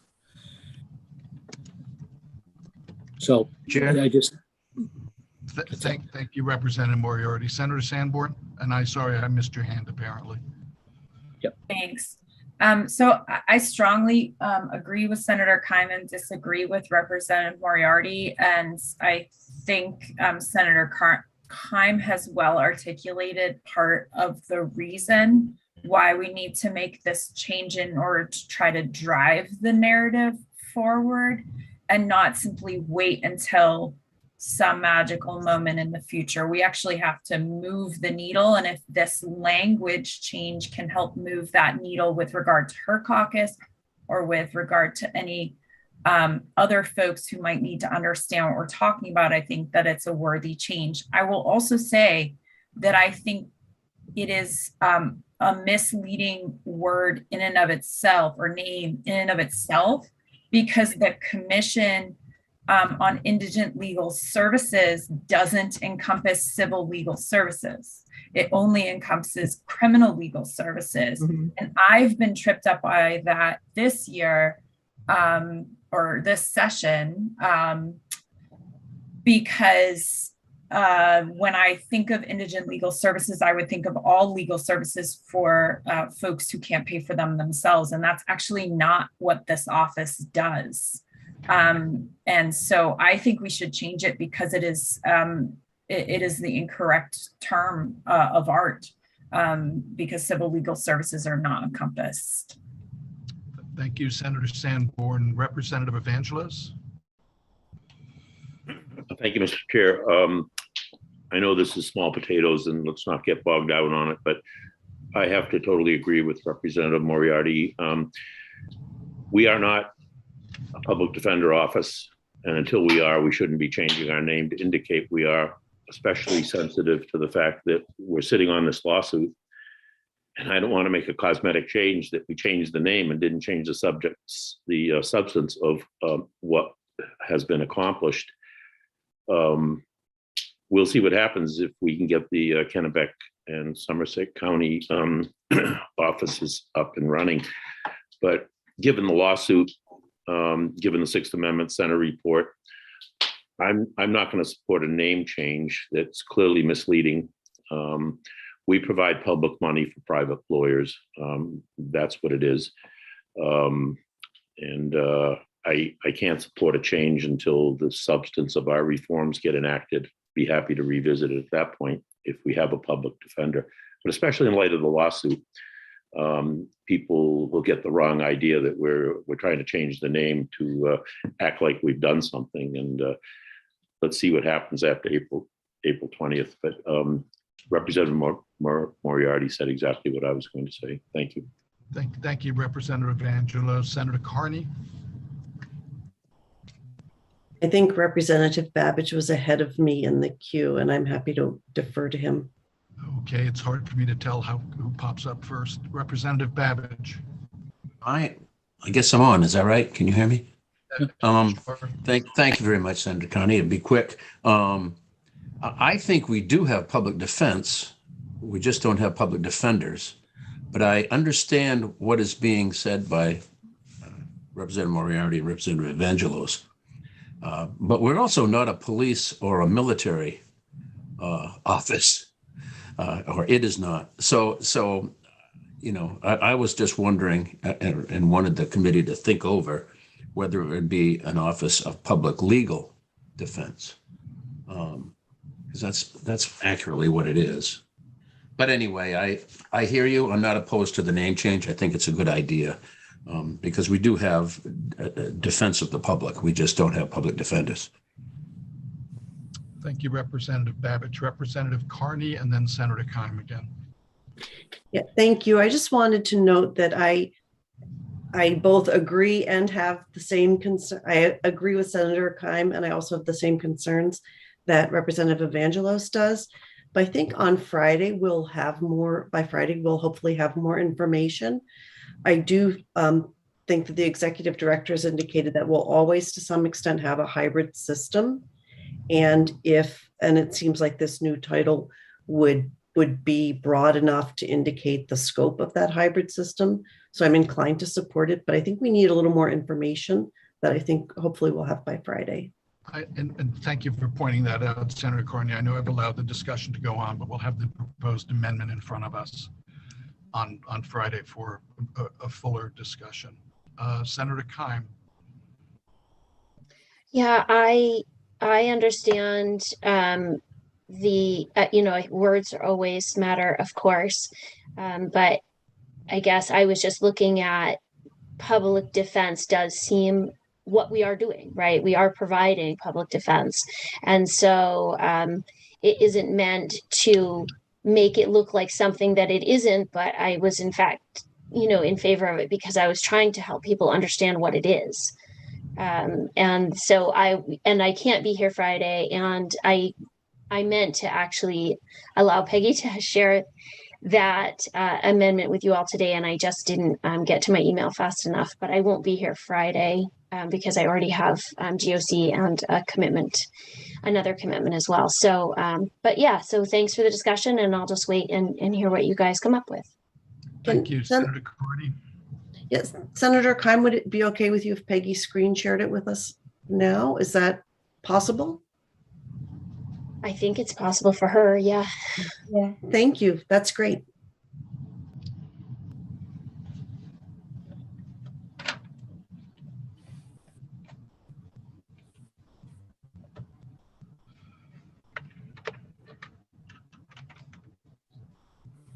Okay, so good, I'm on. I just dumped the whole chapter on MCILS into this. And so changing the chapter name, can you see this okay? Can I make it bigger? So changing the chapter name to Maine Office of Public Defense. I understand Representative Babbage's concern, but but I'm just gonna leave it right now. So instead of saying the commission is established in Title V, and we'll get to that, that's where boards and commissions are established. I said the office is established as an independent office to do everything that the commission is supposed to, and the main commission on indigent legal services overseers, yeah, there's good, oversees the office. In the definitions, I took commission out of the different terms, so it's really the office that designates them as opposed to the commission. So the commission has more of the oversight role, still is appointed by the governor and all that. And then include the definition of office. So any place the word office is used in the chapter, it means the Office of Public Defense. And then I established the commission in Title V where it's already established, so that's not a problem. That's not adjusted at all. Then the commission responsibilities, it was renaming Justin's position as the director of the office as opposed to the executive director of the commission. And so that's what most of these changes are from executive director to director. And it's really not changing much else in the statute. It's still the same duties that the executive director has now, the director would have. I'm just trying to think if there's anything else that comes up. The commission would still be kind of the final arbiter on discipline. And then this would have to be changed to 1803. But, whoops. Here we go. Anyway, so that's what I have. Thank you. And before Representative Moriarty, I see your hand. I, for one, am not in a position to make a decision on this today, having just seen this. Right. Representative Moriarty. Thank you, Mr. Chair. Peggy, I'm not clear whether under the draft that you are showing, whether the commission and the office exist simultaneously. Yes. And if so, what is the relationship between them? So, I mean, I haven't really thought this out too clearly, but the commission would still have oversight over and would still select the director, and the office would still carry out the policies, the rules adopted by the commission. Here, I'll stop. So the office would be a subset of the commission? The office would be established separately. Yeah, I mean, I haven't really thought about how this works. It would be like efficient, you know. Wouldn't it be like efficiency main or ethics? I mean, same relationship. Right. Wait, how so, Chris? I don't follow. Well, they have a director of a staff, but the director and staff are subject to supervision by meetings of the commission. Well, if we go back to Senator Keim's point about the somewhat confusing title of this agency, so to speak, we would still have an agency known as the Commission on Independent Legal Services and simultaneously an Office of Public Defense. And I find that to be quite confusing.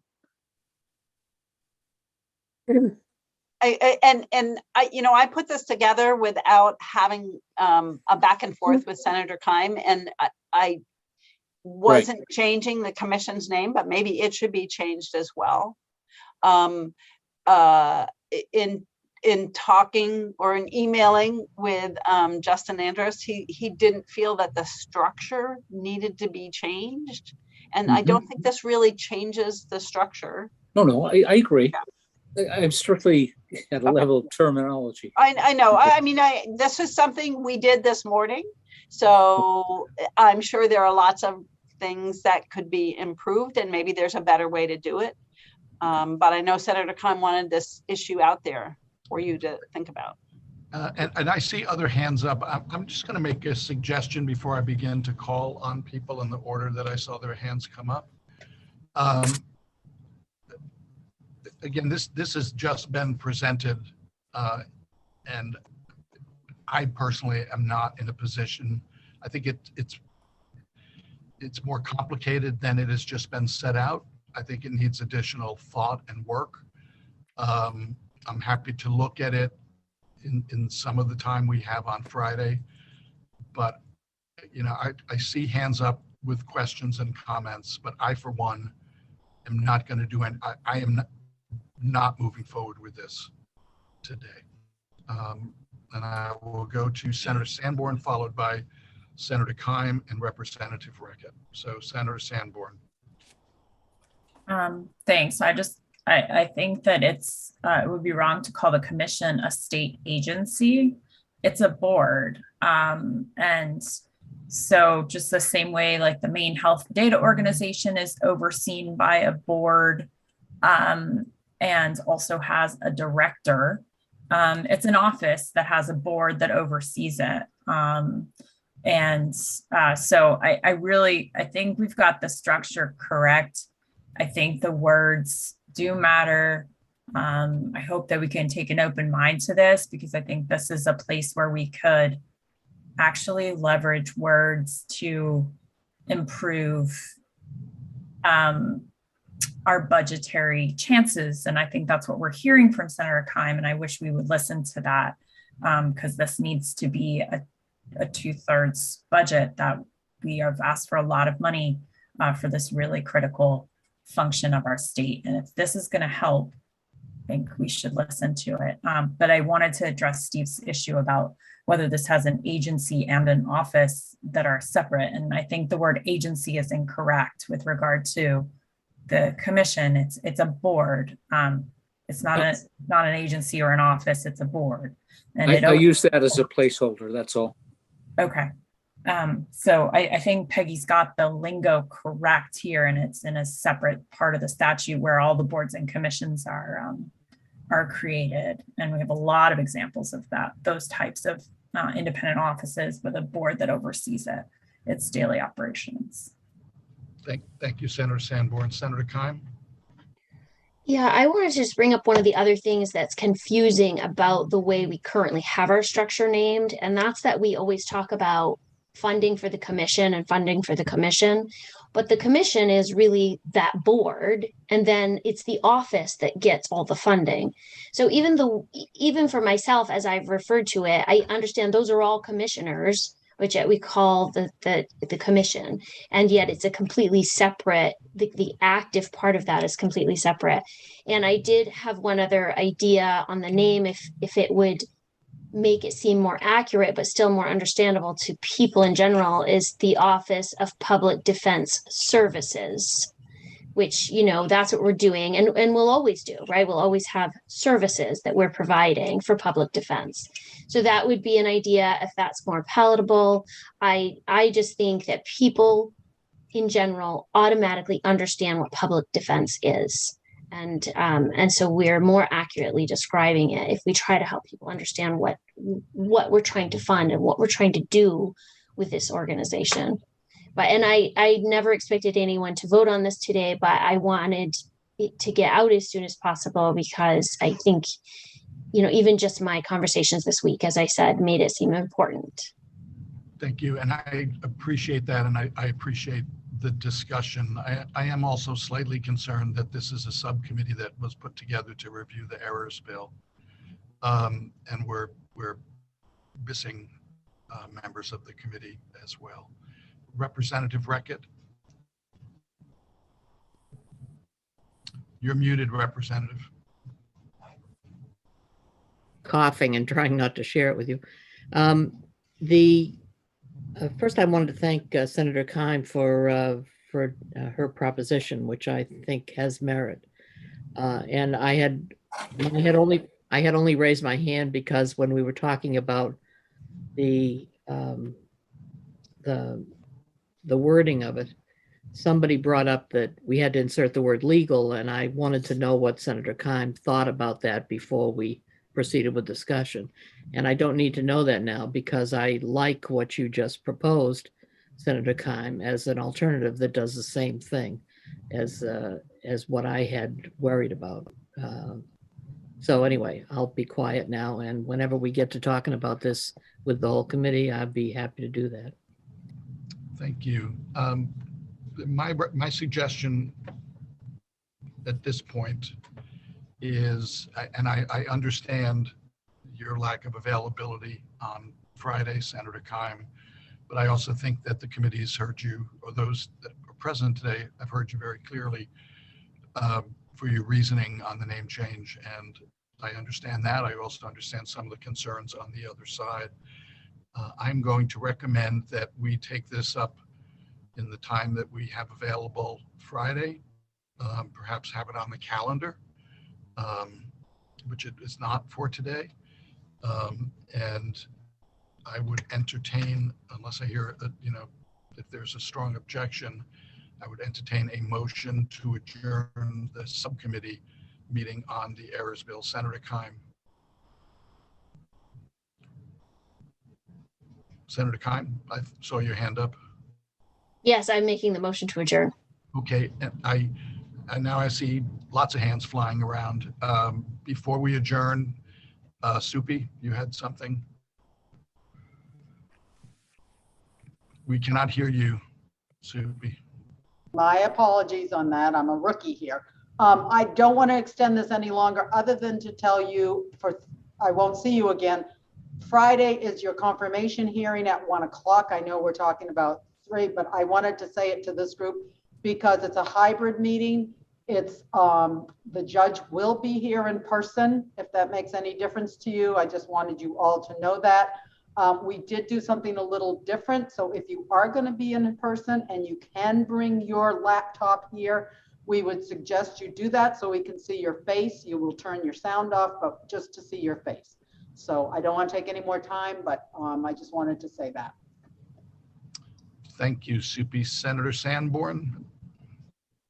Is it possible to get a laptop or an iPad or something with a camera on it so that the folks who are joining remotely can see the person at the podium for Friday as well? Because that's a real big miss. I have asked IT and I've brought that suggestion and I will keep pushing it because I totally agree with you. Okay. I mean, I would like provide my iPad if that would be helpful to someone. It could just be on a little stand there and it would work great. I suggested that this morning and got a frown. So. Okay. I noted that Anne and Tom were using their computers at the last hybrid meeting, and it was so much nicer. It was so wonderful to participate that way. And then the only person I couldn't see was the person testifying, which is just ridiculous. So, well, let's hope somebody that can make this decision is watching this right now, and we can hopefully get that. Because I totally agree with you. It would make it just so much better. It's pretty darn good, and that one piece is still missing. Thank you. Thank you, Senator Sanborn. We have a motion to adjourn the subcommittee on the errors bill and a second. All those in favor? Thank you all for your work today. Thank you, Janet. Thank you, Peggy. Thank you, Soupy. And we got through a lot of errors, inconsistencies, and conflicts today. So thank you. You all. Okay, thanks then. Great, good thanks. day. Thank you See all. See you Friday, everybody. Take care. See everybody You bet. Friday at 10. That's right.